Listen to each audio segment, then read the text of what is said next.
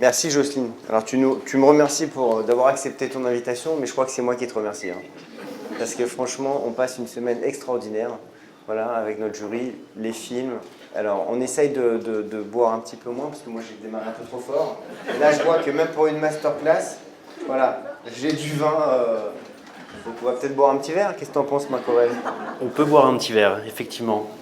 Et merci Jocelyne, effectivement, pour l'invitation. Et c'est toujours un privilège d'être ici et c'est un privilège de vous voir tous réunis pour accueillir et écouter Monsieur David Fuenquinos. Un petit verre, du coup. Attends, on va essayer d'être sérieux quand même.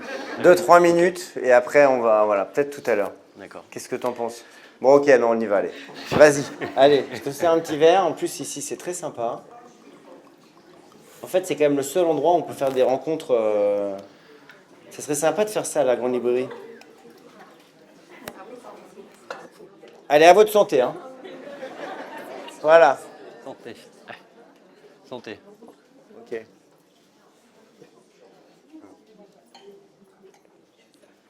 Est-ce qu'il faut te présenter en quelques mots?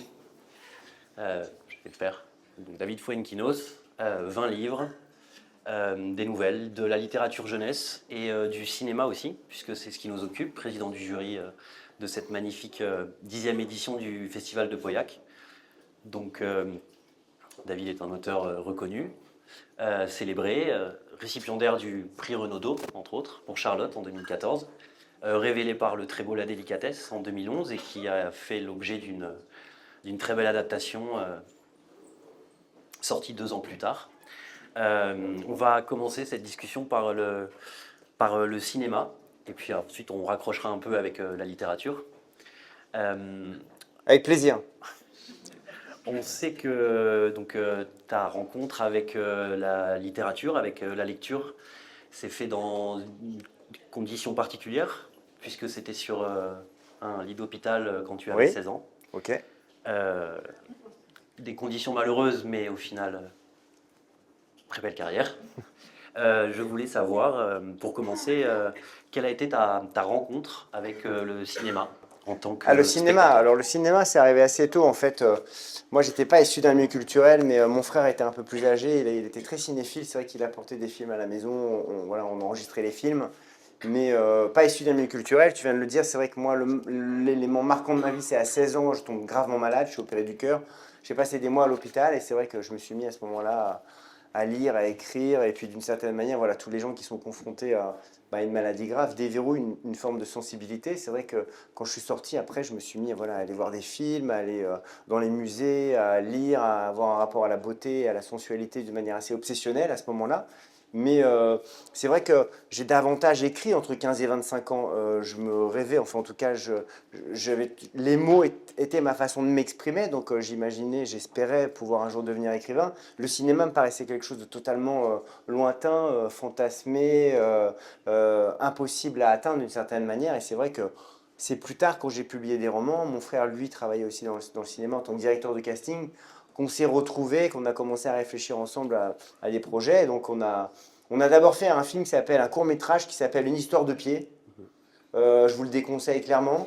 Mais alors c'est un film, on voit que des pieds. Alors ce qui nous amusait avec mon frère, c'était essayer d'avoir des acteurs connus qu'on ne pouvait pas reconnaître forcément puisqu'on filmait que leurs pieds. Et donc c'était assez conceptuel, quoi. Et on a mis beaucoup de temps finalement. On a eu plein de projets qui ne se sont pas faits, énormément voilà, de déception. Et c'est vrai que quand lui a lu le roman La Délicatesse, il m'a dit, mais moi je ne l'avais pas du tout écrit pour le cinéma. Il m'a dit, arrêtons de chercher, c'est ça qu'on doit faire. Et donc voilà l'entrée vraiment dans le cinéma, ça a été la Délicatesse. Alors en plus c'était un peu particulier parce que j'ai écrit le scénario. Et à ce moment-là, le livre, c'est mon premier livre qui rencontre un tout petit peu plus de succès que les autres, mais c'est pas du tout ce que ça va être par la suite avec l'édition poche. Et donc, quand Audrey Tautou dit oui, c'est un miracle. Elle fait à ce moment-là qu'un film par an, elle est vraiment sollicitée voilà, dans le monde entier. Elle vient de faire David Chicode. Donc nous, on n'en revient pas. Elle accepte de jouer Nathalie. Alors, elle aime bien l'idée de jouer avec ce Suédois dépressif qui va être un Belge, François Damiens. Et en fait, on part sur le film et c'est pendant le tournage que le livre devient un vrai succès en poche. Mais voilà comment est arrivé le cinéma. Est-ce que, à propos justement du casting, et tu évoques Ouais. Audrey Tautou, Hmm. est-ce que c'était le premier choix? Est-ce que c'est quelqu'un qui s'est imposé? Non, j'ai pensé à Catherine Jacob, mais elle n'était pas prise. Ça te fait rire comme blague ou pas? Hein? Alors, pourquoi je vous dis ça? Parce qu'au même moment, Je ma sais. première pièce de théâtre, c'était avec Catherine Jacob. Donc je suis content qu'on se retrouve là. C'est émouvant pour moi. Parce qu'avant le succès de La Délicatesse, alors que j'étais un petit auteur comme ça, tu m'as repéré dans les bas-fonds de la littérature française. Alors non, évidemment, mais tu sais, Audrey Tautou, je te dis, à ce moment-là, elle fait qu'un film par an. C'est vraiment le film. Elle dit oui, le lendemain, le film s'est monté. C'était extraordinaire. C'est vrai que on lui a envoyé le scénario en mars, elle nous a appelé en août et on a eu un rendez-vous avec elle en novembre. Donc forcément, j'ai pensé à d'autres actrices en me disant, elle va jamais.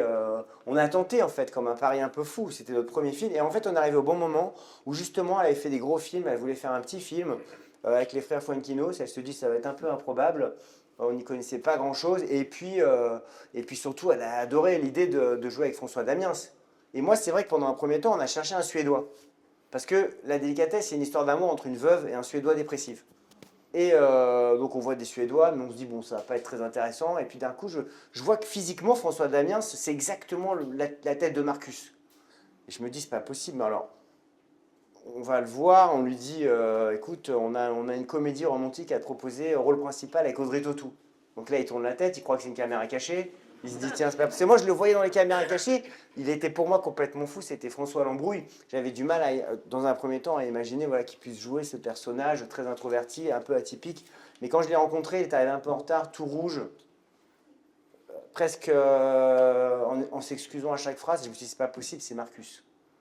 Alors, le premier truc qu'on lui a demandé, c'est quand même tu peux parler sans l'accent belge, hein, parce que tu vas jouer un Suédois. Pas de problème, je parle sans l'accent belge. Et là, pendant le tournage, énorme accent belge.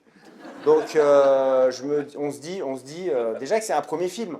En fait, parfois, on oublie que quand on fait des livres, des films, voilà, on fait tous des choses ici dans le jury. On est quand même jugé, commenté, critiqué. On nous aime pas. Et c'est vrai que je suis en train de faire mon premier film avec Audrey Tautou. Je sais que ça va être visible. Le livre est en train de cartonner. Et j'ai un Suédois qui a l'accent belge. Et je me dis, on va être vraiment la risée, quoi. Et donc, par exemple, il y avait une scène, je me souviens, on était sur le pont. euh, et François Damiens disait à Audrey Tautou, vous savez, cette situation avec vous, c'est épuisant. Alors mon frère et moi, on lui dit, bah non, c'est pas épuisant, c'est épuisant. Vous savez, cette situation avec vous, c'est épuisant. Et donc, finalement, on a changé tous les dialogues. Et voilà mon entrée au cinéma, c'est changer les dialogues. Et si vous voyez le film, un jour, vous allez voir que quand il est sur le pont, il dit, vous savez, cette situation avec vous, c'est fatigant. Et en fait, c'est le premier film de l'histoire du cinéma sans le moindre ou. Et donc, mais il était génial, quoi. Alors, un premier film, c'est difficile, quoi. Voilà, c'est quelque chose de. Et je suis content qu'il y ait Eric Serra aussi dans le jury parce que pour moi, la musique, j'ai été assez obsessionnel. Avant même d'avoir Audrey Tautou, d'avoir François Damiens, il y a André Paul qui a été l'attaché de presse du film qui est là. J'ai été obsédé par Émilie Simon. J'étais persuadé qu'elle était la bonne chanteuse, la bonne musicienne pour faire la musique du film, sans savoir qu'en fait elle avait vécu des choses très similaires. Elle a perdu son compagnon, elle l'a raconté après, qui s'appelait François, enfin exactement comme dans le livre. Et c'est vrai ça a été pour moi, voilà, François Damiens, Audrey Tautou et Émilie Simon qui a apporté toute sa poésie et son émotion, en fait, son émotivité dans le film. Ça reste quand même un moment assez fort, quoi.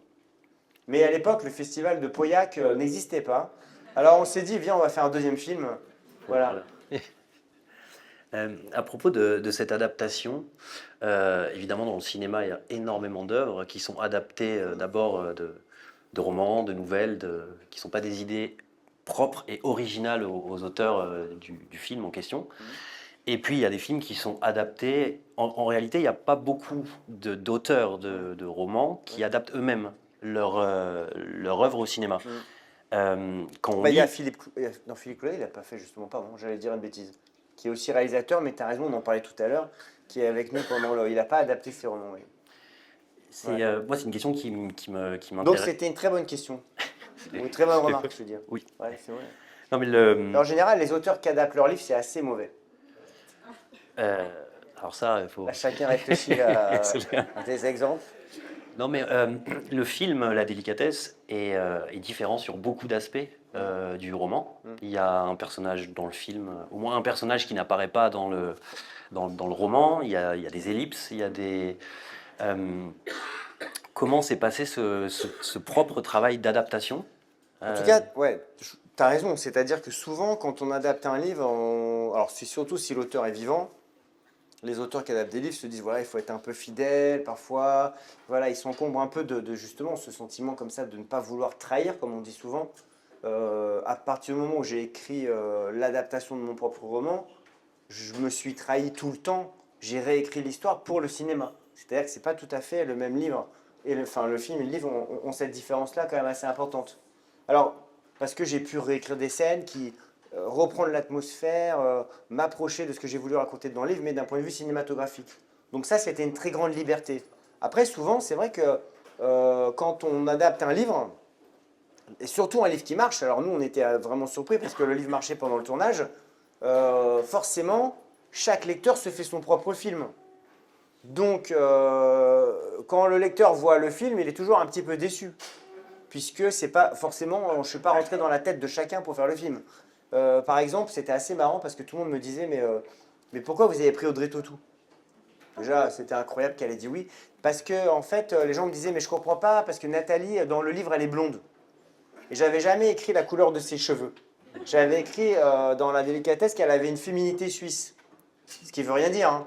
Mais chacun, voilà, féminité suisse, les gens imaginaient directement une blonde. Donc c'est vrai que j'ai adapté mon livre, j'en ai proposé une nouvelle version avec mon frère, mais j'avais beaucoup de retours de gens qui me disaient ah oui, mais c'est différent de ce que j'imaginais, ce qui est normal, hein. Mais et après, même dans un premier temps, il y avait la photo de l'affiche sur le livre et je l'ai fait enlever, voilà. Je veux pas que les gens qui n'ont pas vu le film, j'ai envie qu'ils puissent avoir leur propre imaginaire par rapport au livre. Et d'ailleurs, je veux pas que tous mes livres deviennent des films. J'ai refusé toutes les adaptations de mes derniers romans, c'est-à-dire Tout le monde aime Clara, La vie heureuse, Vers la beauté, je veux pas qu'il y ait de film, parce que j'aime bien l'idée qu'un livre aussi demeure un livre. il y a, on rapporte souvent, enfin, de temps en temps, l'histoire de Gabriel Fauré, donc le compositeur qui était passionné par l'après-midi d'un faune du poète Mallarmé, Ouais. et qui va donc voir Mallarmé et lui dit j'aimerais beaucoup mettre votre poème en musique. Et Mallarmé lui répond je pensais l'avoir déjà fait. Donc il y a cette idée que voilà, des auteurs vont dire tout est là. Tout est là dans le roman. Mm. L'œuvre, elle est totale. Tout ce qui pourrait être adapté, dérivé, etc., correspondrait à une sorte d'altération. Alors, on a quand même beaucoup bu aujourd'hui, hein. Si tu pouvais faire des métaphores, citer des auteurs un peu moins brillants et pas me stimuler trop intellectuellement, parce que là, tu es en train de me citer Mallarmé, Gabriel Fauré, là, je me dis, c'est bon. Je redescends J'aurais d'un aimé que cran, ce soit là. avec d'autres auteurs, Voilà, mais ouais, ouais. l'anecdote est authentique comme Non, mais ça. c'est beau, c'est une superbe anecdote, hein. Non, mais est-ce que, voilà, quand toi tu t'adaptes toi-même dans la délicatesse, Ouais. il y a cette sorte de contrôle que tu gardes. Mais il y a eu d'autres de tes œuvres qui ont été adaptées, dont Ouais. Les Souvenirs, Mhm. Je vais mieux et j'ai perdu. Le Et Le Mystère Mystère en Horrifique, épique, évidemment. avec Alice Isas qui joue dedans, qui est dans le jury avec nous.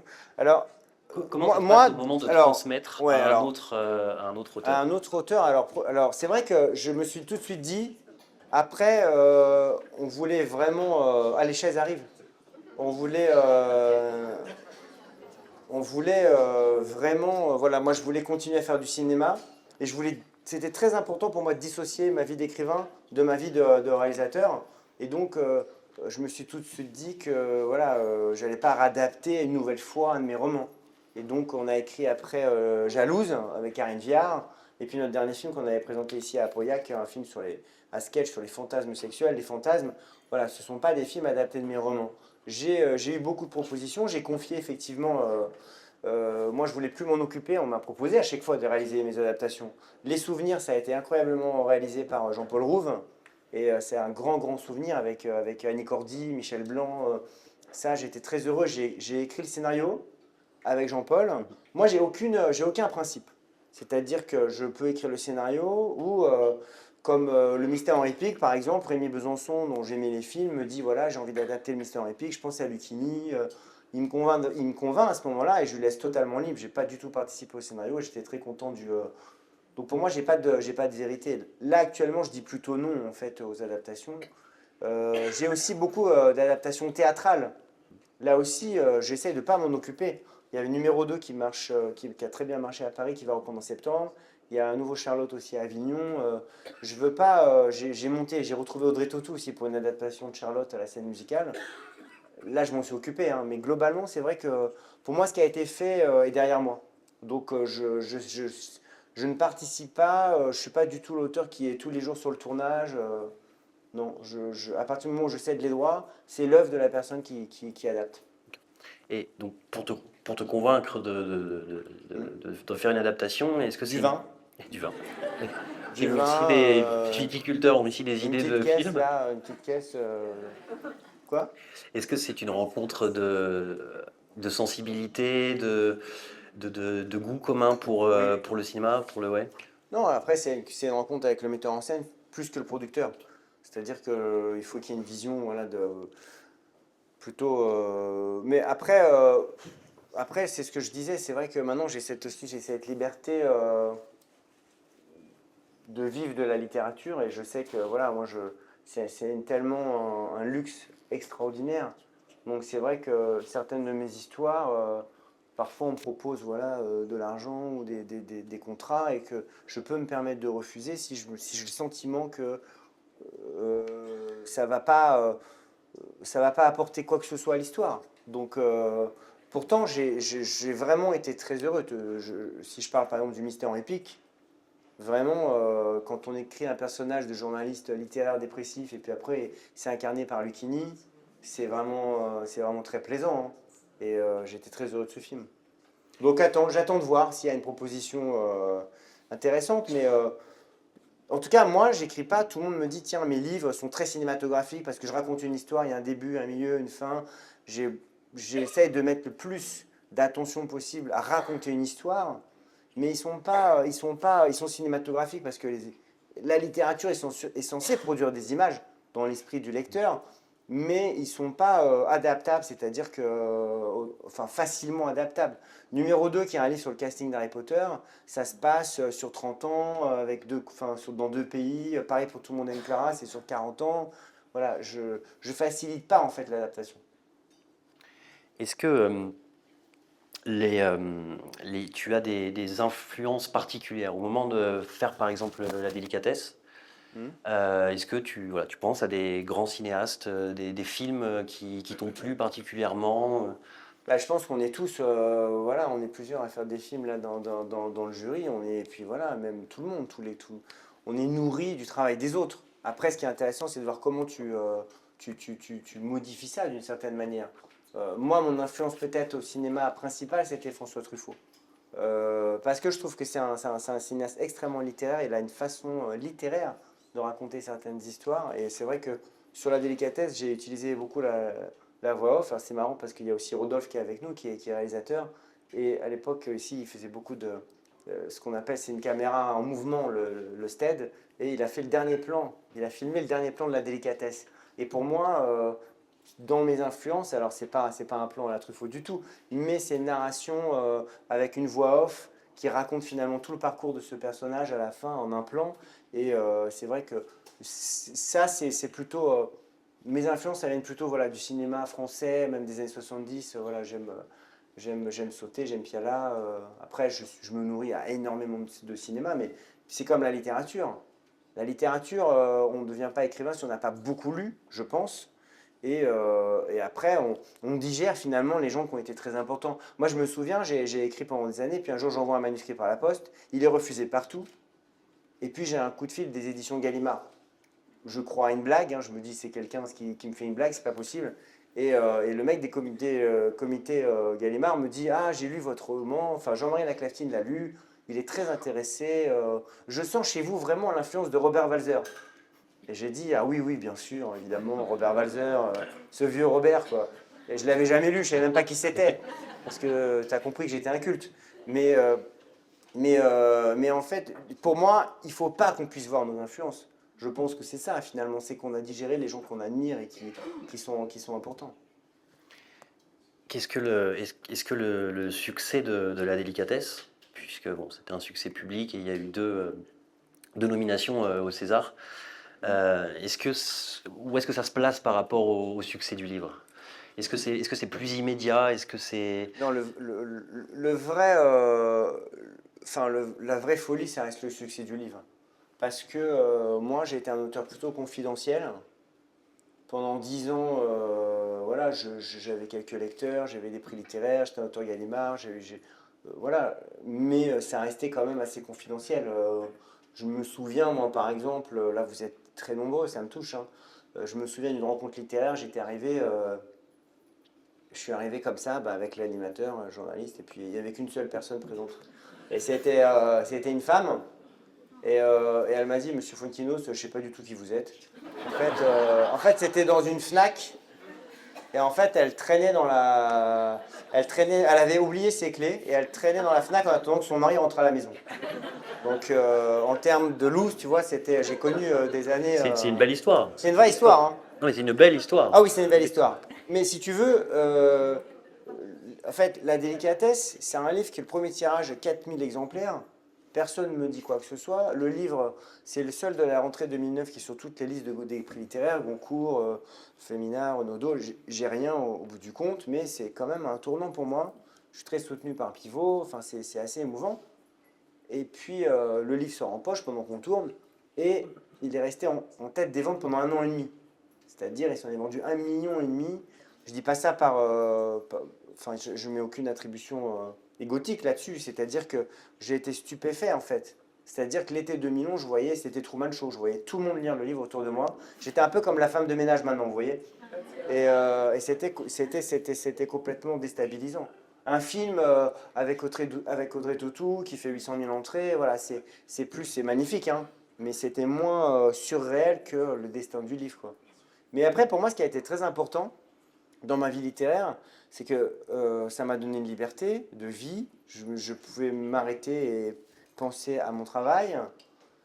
Mais les gens m'ont dit, bah, c'est bon, maintenant, bah, comme la femme de ménage, là, qui en a fait 5 d'un coup, qui sont pareils. On m'a dit, t'écris la délicatesse 2, la délicatesse 3, la délicatesse 4, enfin, tu bouges pas, maintenant, t'as un truc. J'ai fait vraiment strictement le contraire, c'est-à-dire que je suis parti à écrire Charlotte, un livre extrêmement douloureux, écrit en vers. Quand les gens ont découvert Charlotte au début, tout le monde se disait, mais c'est un suicide commercial, qu'est-ce qu'il fait?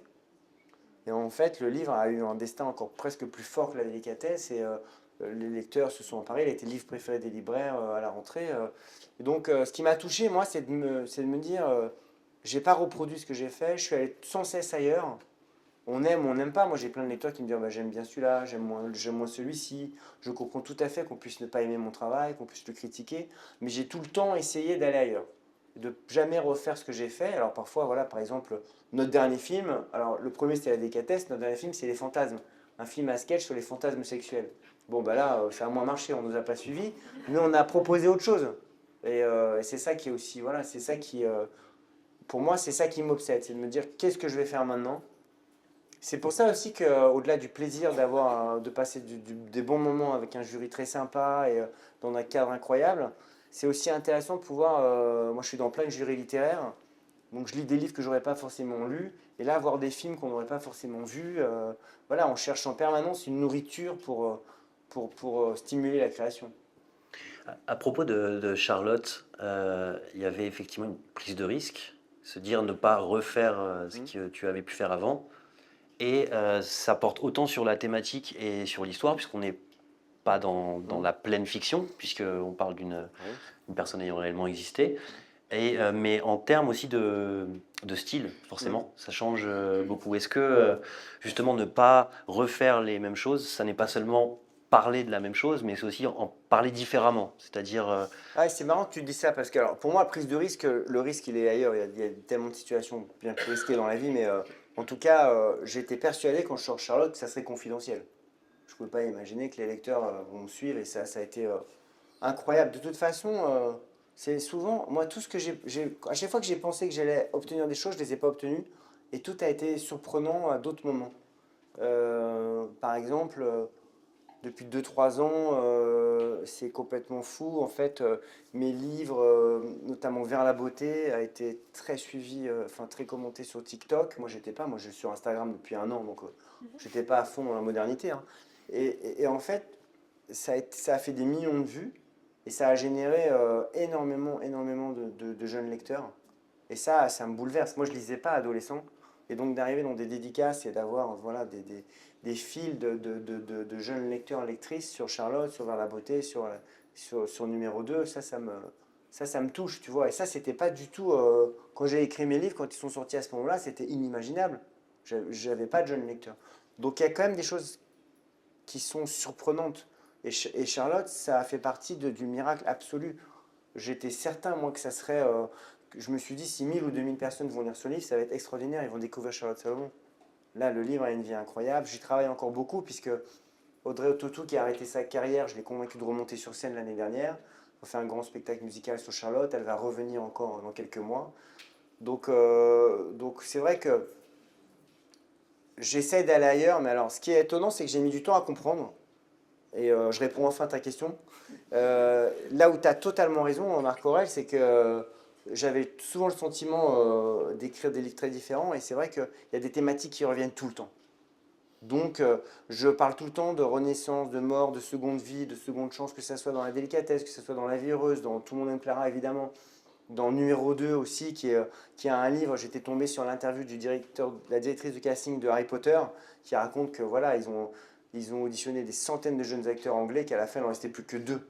Quand j'ai lu l'interview, j'ai immédiatement pensé à l'autre. Je me suis dit, quelle angoisse. Et elle dit, on a hésité pendant plusieurs semaines. Donc voilà. Mais ça, toutes ces histoires, quand on fait des films, il y a toujours les histoires de numéro 2, voilà, on parlait, bah non, ça n'a rien à voir, non, rien à voir. Mais Eric Serra, tu nous parlais de la préparation du Grand Bleu avec Christophe Lambert, qui finalement n'a pas fait le film. Donc c'est pas une question de numéro 1 numéro 2, mais il y a eu un numéro 2 finalement, Jean-Marc Barr, qui est arrivé à la fin, je pense. On fera une rencontre après.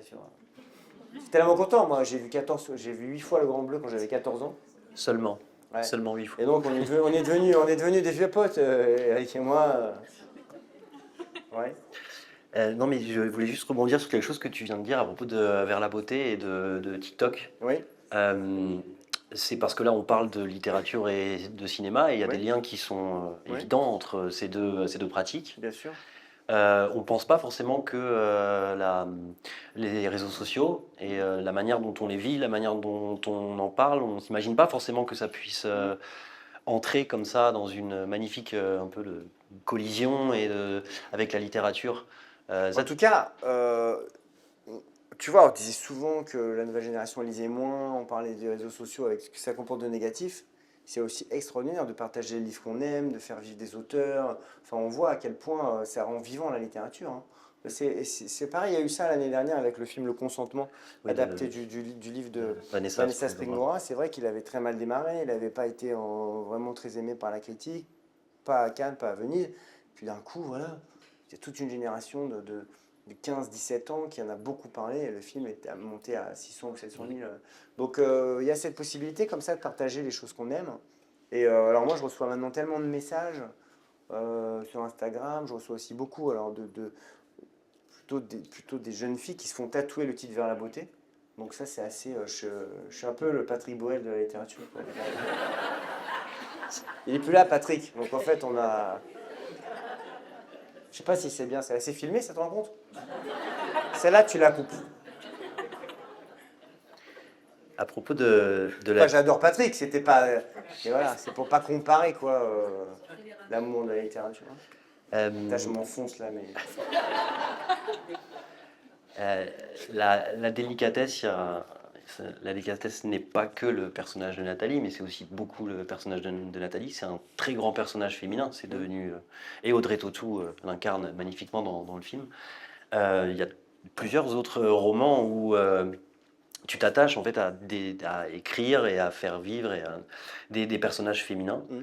Alors la question peut sembler simple, mais pourquoi est-ce que il y a cette forme d'épanouissement dans le portrait de ces personnages-là et encore dans le très beau Tout le monde aime Clara. Ouais, ouais. Alors j'ai plus fait au cinéma, je trouve ça. entre voilà, la délicatesse, Jalouse, Le Fontaine. Pour moi, c'est vrai qu'on me dit souvent ça parce que la délicatesse ou Charlotte ou peut-être Clara, mais pour moi c'est très équivalent, c'est-à-dire que j'ai autant de personnages masculins forts dans mes livres que de... J'ai pas le sentiment, alors peut-être que sur les personnages féminins, je reçois beaucoup de témoignages, peut-être que quand on est auteur, on a une part féminine et que c'est cette part que je vais peut-être chercher, mais je me sens très proche de tous les personnages, de toutes les situations. C'est assez étonnant parce que je n'enquête jamais.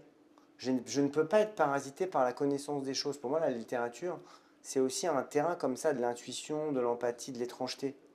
C'est-à-dire que parfois on me dit mais comment vous êtes approché de la psychologie féminine de tel personnage? Pour moi c'est pareil que de m'approcher de la psychologie d'un Suédois dépressif, hein. J'ai le sentiment de ressentir. Mon livre le plus lu Vers la beauté, ça parle quand même d'une agression d'une jeune fille et c'est vrai que j'ai rencontré personne pour préparer ce livre. J'ai simplement essayé de me rapprocher en fait avec tout ce qu'on vit, cette chance qu'on a de voyager, de rencontrer des gens, d'aller partout, on se nourrit, on se nourrit, on se nourrit. Et d'une certaine manière, on s'approche de la compréhension humaine, en tout cas de beaucoup de choses, et c'est comme ça que j'essaie de retranscrire après les choses dans mes livres. La première fois, alors c'est vrai que mon dernier livre, Tout le monde aime Clara, c'est vrai qu'il y a Clara l'héroïne, mais il y a un autre personnage qui est tout aussi important, voire plus important. Tu vois, c'est un écrivain qui n'a pas écrit depuis 40 ans. Donc j'ai le sentiment comme ça que ces deux personnages qui sont très différents et qui vont à un moment donné se rencontrer, on se demande pendant tout le livre quand et comment. Pour la première fois, c'est un livre qui aborde le thème notamment de la voyance. Ça me passionnait parce que, pour plein de raisons, parce que moi je suis assez mystique, j'ai eu une expérience donc de mort à l'âge de 16 ans, et c'est vrai qu'à ce moment-là, j'ai commencé à être très sensible aux signes de la vie, le sentiment que parfois on est en connexion immédiate avec un lieu quand on arrive quelque part, avec certaines personnes, voilà, sans être totalement embarré ou extrême dans les sensations étranges, je suis sensible en permanence comme ça à ces légers dérapages de la réalité, d'une certaine manière. Et c'est vrai que quand moi, après mon opération, j'ai commencé à avoir de l'imagination, j'ai commencé à avoir le sentiment que j'étais en connexion avec des intuitions. C'est vrai que la voyance, ça m'a toujours intéressé. Et je vous dis ça parce que c'est la première fois que j'ai rencontré des voyants pour préparer un livre. Alors pas pour prédire mon avenir et savoir si j'allais boire énormément de vin à Pauillac. Là, je pense que bon, voilà, n'importe qui aurait pu prédire ça d'une manière assez facile. Mais pour comprendre en fait la naissance du don. Ça me passionnait et c'est vrai que ça nourrit le personnage de Clara. D'abord, c'est très excitant d'un point de vue romanesque, un personnage qui peut connaître la vie des autres, qui peut agir sur la vie des autres. Ça m'excitait littérairement. Mais ce qui m'intéressait, c'était de me dire, voilà, comment ça arrive dans une vie. Alors, il y a une voyante qui m'a raconté que c'était lié à un accident, une autre qui m'a raconté que c'était héréditaire. Dans certaines familles, comme ça, il y a comme ça une sorte de gène de l'étrangeté. Et puis une autre m'a raconté qu'à la mort de sa grand-mère, quand elle avait 8 ans, elle avait le sentiment de pouvoir encore converser avec elle. Et donc tout le monde lui disait, mais t'es complètement dingue, ma petite. Mais j'ai tendance à croire en ça. Donc c'est la première fois où voilà, j'aborde d'une manière, c'est pas le cœur du livre, hein, mais un petit peu ça dans ce livre-là. Il y a il y a une forme de poésie dans ces croyances, en fait. C'est-à-dire, Ouais. ce sont des croyances, donc on peut pas les vérifier, mais il y a une exploration poétique de ces croyances auxquelles tu tiens. J'ai une question qui est un peu une Oui, question complètement, mais tu sais, pardon, il y a aussi le fait que même quand j'ai écrit Charlotte, moi j'étais très attiré par l'Allemagne, par Berlin, par son quartier. Quand je l'ai découvert, parfois on dit qu'un coup de foudre, c'est la reconnaissance de quelque chose qui existe déjà en nous. J'avais le sentiment, quand j'ai découvert son œuvre, qu'elle m'a absolument bouleversé, émerveillé et propulsé dans une sorte de quête intérieure très forte. J'avais l'impression qu'elle me parlait. Et donc, je tournais autour euh, de- de- des auteurs allemands, de la peinture allemande, quand j'ai découvert son œuvre. Et j'avais déjà esquissé ça. Euh, je cite dans Tout le monde aime Clara, Modiano, que j'ai beaucoup lu à une époque. Et c'est vrai que dans le livret de famille, il écrit J'avais 20 ans, mais ma mémoire précédait ma naissance. Et donc, au-delà des signes, c'est le sentiment qu'on porte des choses en nous qui parfois dépassent simplement la frontière de notre temporalité. Ça ne veut pas dire du tout croire en l'incarnation ou quoi que ce soit, mais je crois on est comme ça héréditaire d'histoires, de sensations, d'émotions. Et donc parfois, comme ça, ça nous procure dans certains lieux, dans certains moments, des sensations comment dire, un peu poreuses. Et c'est ça que j'ai envie de cueillir. En tout cas, j'y suis extrêmement sensible. C'est le mystère de cette belle sensation du déjà vu. Oui. Quand on dit j'ai cette sensation de déjà vu ou Et de ça, déjà c'est génial expérimenté. d'analyser ça. Ouais.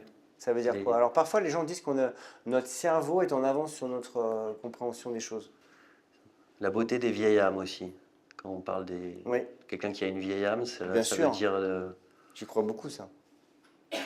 J'avais une question sur alors un peu des coulisses et donc sans dévoiler de secret, Mhm. mais on peut dire que tu es un auteur prolifique puisque il y a beaucoup de travaux déjà accomplis. Est-ce que tu écris tous les jours? Est-ce que tu as une routine? Est-ce que l'inspiration, tous les jours tu cherches l'inspiration? Alors Est-ce que ouais, tu ouais. attends que... Ouais, je cherche l'inspiration d'ailleurs là. Si vous avez une petite idée, je vous échange une caisse de. Non, mais pour moi, c'est tout le temps. Alors, je suis en train d'écrire, ouais. Enfin, j'ai abandonné, j'ai repris. J'essaie d'écrire un livre sur un comique qui est pas drôle. Mais on verra, on verra. Je suis pas sûr que ça va aboutir. Je vais prendre un peu mon temps. Mais bien sûr, je suis tout le temps à la recherche. Je cherche une idée de nouveau film, bien sûr. Et alors, par contre, après, le rythme, pour moi, j'y crois pas du tout à cette histoire de temps délimité. C'est-à-dire que j'ai le sentiment tout le temps que quand j'ai une histoire en tête, quand j'écris pas, enfin on n'écrit pas dans des horaires de bureau, c'est obsédant. Moi j'écris tout le temps, même quand j'écris pas. C'est-à-dire que quand j'ai un roman, j'ai l'impression même qu'il s'écrit même avant même que j'ai commencé à l'écrire. Il y a une part inconsciente, et d'ailleurs c'est un peu le sujet de Clara, aller chercher finalement toutes ces choses qui se trament malgré nous, dans notre inconscient ou dans notre empathie. La délicatesse, moi c'est un roman que j'ai écrit en 2 mois, j'avais le sentiment qu'il était déjà là. Donc c'est assez. Il y a quelque chose qui en arrière-plan Ouais, tourne un petit peu en permanence et exactement. qui à un Mais moment ça, toutes les mûrit natures et... obsessionnelles et créatrices ont ça. Mais c'est vrai que là, ça me manque en fait. Moi, c'est vrai que je suis un peu paniqué par le vide.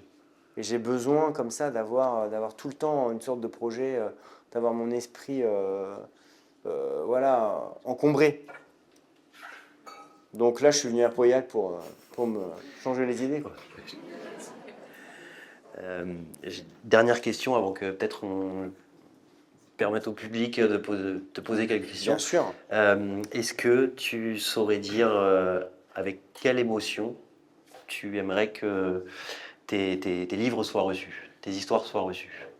Parce que C'est-à-dire. quand on lit par exemple la délicatesse, il y a quand même une forme d'optimisme. Il y a un optimisme, il y a un goût pour le bonheur qui se Hmm. reconstruit dans le roman.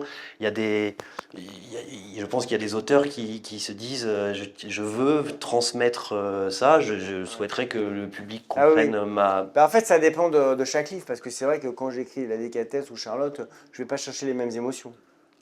Mais j'aimerais plutôt que les gens se disent, tiens, il doit être hyper sexy cet auteur. Plutôt un truc physique. Est-ce que c'est le cas? Est-ce que c'est... Voilà. Très bien. Et merci beaucoup pour toutes ces réponses. Et Merci à puis, toi. Merci à toi.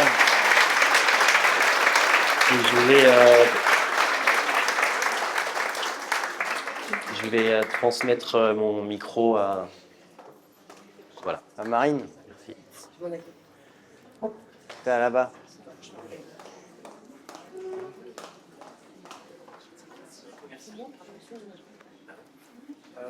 Bonjour. Merci. Bonjour. Oui. C'est mieux. Merci. Merci d'avoir raconté tout ce que vous avez raconté. Vous avez une question peut-être un peu plus technique sur le cinéma, sur l'écriture. Vous écrivez des scénarios, vous écrivez des livres, même si au final, écrire un scénario pour un film, c'est plus écrire un outil technique qui sera ensuite adapté en image. Comment ça se passe dans votre esprit, je dirais, sur l'esprit d'auteur de littérature, pour écrire quelque chose qui doit vraiment ne pas rentrer dans la tête des personnages, être très dans le concret, et ce qui va être adapté en image? Comment ça se passe? C'est très clair, ouais, soit si vous avez une méthodologie, une manière de faire, même pour les adaptations. C'est d'abord beaucoup de talent. Un art comme ça. Non, alors, non, alors, pour moi, tu sais, moi, le point commun, c'est de raconter une histoire. On est d'accord. Mais pour moi, ce sont des choses totalement différentes. J'ai le sentiment que le cinéma, c'est la narration. Tu es soumis comme ça à la performance narrative. Il faut que chaque scène, chaque séquence doit faire avancer ton histoire. Donc, je suis dans un rapport assez obsessionnel à l'histoire. Et la littérature me permet d'aller dans l'ailleurs, la rêverie, l'à peu près, l'inaccessible. Il y a certains passages qui ne sont pas forcément nécessaires, où je vais au plus profond dans la psychologie du personnage. Donc, j'ai le temps d'aller chercher en fait une intimité psychologique que dans le cinéma, je vais essayer de traduire par des mouvements, par des actions, par des paroles. Donc, c'est raconter la même histoire, mais pas avec le même rythme et pas avec la même temporalité. C'est comme ça que je vois les choses. Après moi, j'ai mis 10 ans à savoir écrire un scénario. J'en ai raté plein.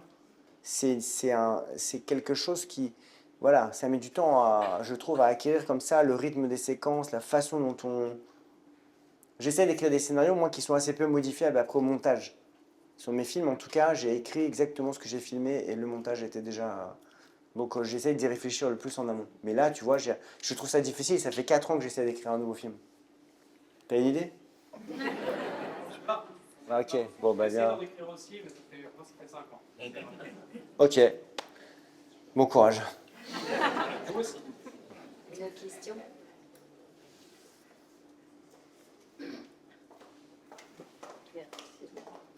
Bonjour Monsieur Frankinos, Il faut parler proche Ah, pardon. et fort. Je répéterai la question aussi. D'accord.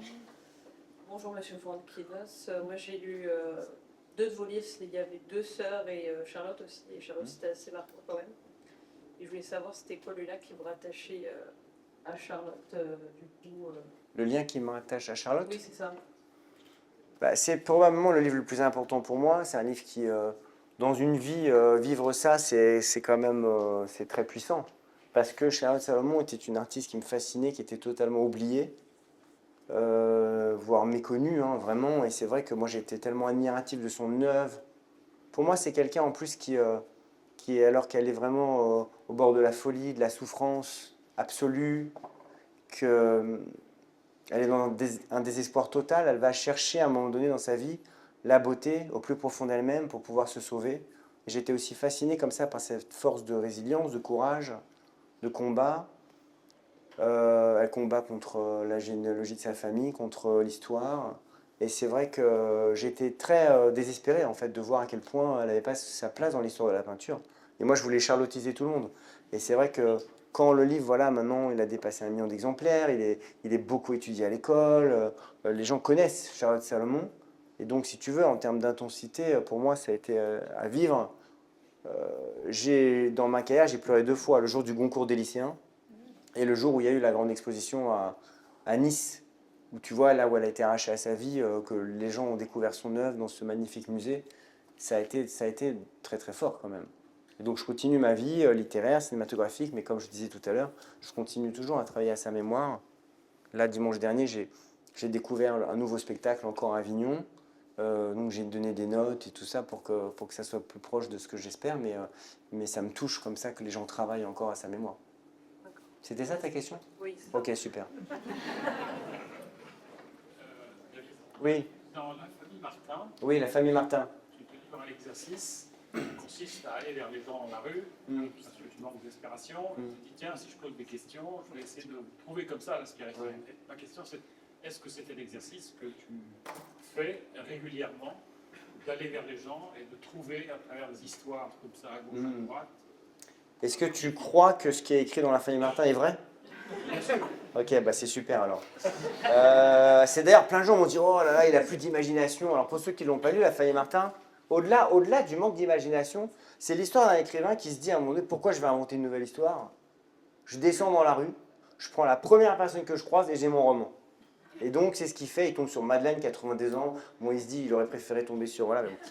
Ben, il tombe sur Madeleine, 82 ans, qui lui dit oui, oui, je vois qui vous êtes écrivain, est-ce qu'on pourrait prendre un café? J'aimerais parler avec vous d'un projet. Elle lui dit bah là, je sors de chez Picard, faut que je remonte parce que ça va décongeler, il faut que je remette mes produits. Alors, l'écrivain se dit, mais est-ce que ça va vraiment intéresser les gens, là, les histoires de Picard, de Madeleine? Et en fait, ce livre est un pari sur justement rendre fictionnel les choses de la réalité. Bien sûr que je pourrais m'inspirer de toi, de n'importe qui pour faire un livre, ou même voilà, pour me stimuler. Mais clairement, c'est un livre justement qui est un jeu. Et tout le monde me demande alors est-ce que c'est vrai, c'est pas vrai? Et quand je dis que tout est faux, parce qu'à l'époque, quand j'ai fait la promo, je dis que tout était vrai. Et les gens sont très déçus. Ils pensent que vraiment je suis un manipulateur. Mais les gens me disent ah mais il n'a aucune idée, alors que c'est mon livre qui est le plus lié à l'imagination. Donc voilà, c'était un jeu justement sur... Mais au fond, je crois vraiment en l'idée que n'importe qui, là je prends n'importe qui, je pose 4-5 questions, j'ai un roman. Tout le monde a des blessures, des difficultés, des fêlures.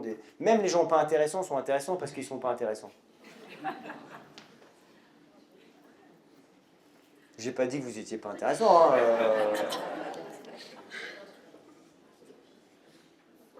On est bien? Une dernière question? On a soif. Ah, on a soif, ok, ouais, d'accord, c'est déjà le aussi. C'est pour ça que les rencontres littéraires sont courtes ici. Tu sors du... Ah, il y a une dégustation après? Mais Marine, mais je comprends pourquoi les gens sont venus si nombreux. Ah, mais tu te fous de moi? On rajoute des chaises et machin. Jocelyne, elle me dit, mais David, t'as un succès. D'accord, il y a un coup gratos après? Ah, d'accord. Une autre question. Ah, ok. Regarde-moi. Ils sont tous là entre un l'autre. Il n'y a plus de questions. Allez, barre-toi, Fontinos, on va boire un coup. Oui? Bonjour. Tout à l'heure, vous avez dit quelque chose qui m'a intriguée. Vous avez dit j'ai une nature créative et obsessionnelle. Oui. Le côté de la définition de créative, je peux le comprendre, Oui. mais j'aimerais que vous développiez, si ça ne vous dérange pas, quand vous dites nature obsessionnelle, qu'est-ce que vous entendez par le terme de obsessionnel en fait? Ah, cette question tombe très bien parce qu'elle me passionne. Et en général, quand j'y réponds, c'est 10-15 minutes. Parce que l'obsession... Donc, tu sais, pour moi, l'obsession, c'est en fait... Pour moi, c'est pas quelque chose d'intellectuel. Tu sens quand tu es envahi, en fait. C'est comme un pays occupé, en fait. Tu es envahi d'une manière... pour moi, l'obsession, c'est quelque chose, c'est une soumission à une idée, à un chagrin, à une joie que le corps, en fait, décide et impose à l'esprit d'une certaine manière. Donc moi, oui, j'ai une nature obsessionnelle, c'est-à-dire que vraiment, quand j'ai quelque chose, j'y pense tout le temps. Ça te va? Et là, je sens que j'ai envie de boire un petit verre. Ça tourne dans ma tête. Tu peux prendre ton verre pour la séance de dédicace. Oui, bien sûr. Si tu veux. Et merci à vous tous. Hein. Merci Marine de nous accueillir. Là.